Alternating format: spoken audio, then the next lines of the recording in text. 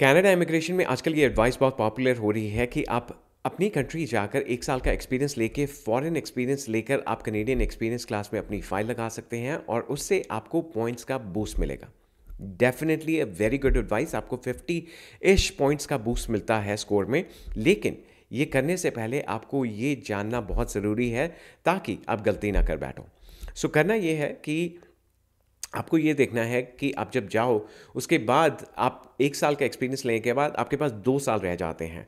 सो इस Canadian experience class की requirement ये है कि आपके लास्ट 3 इयर्स में आपका 1 साल का एक्सपीरियंस कनाडा का होना ज़रूरी है। सो विच मीन्स कि 1 साल का एक्सपीरियंस निकल गया तो उसके बाद बचे आपके पास 2 साल। 3 में से 1 साल का एक्सपीरियंस निकल गया, 2 साल बचे।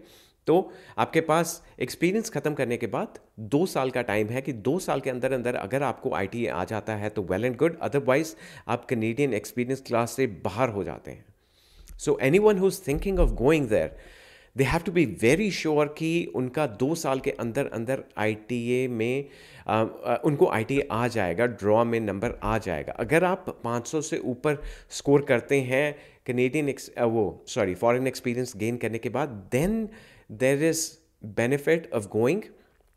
अदरवाइज आप 500 के नीचे हैं तो आज की डेट में लग नहीं रहा है कि मतलब 480 या 485 के आसपास भी स्कोर जाएगा। 490 के ऊपर शायद, may be 495 at the most, looking at the current situation. होने को कुछ भी हो सकता है, 450 भी हो सकता है। But the way things are going right now, 500 even looks difficult right now. So आपको बहुत सोच समझ के ये स्टेप लेना है, क्योंकि एक बार आप चले गए अपनी कंट्री, सो वापस आना फिर मुश्किल हो जाएगा। सो वापस आप कैसे आ सकते हो? या तो आप स्टडी परमिट पे आ सकते हो दोबारा स्टडी लेकर, या फिर आप वर्क परमिट पे आ सकते हो, राइट?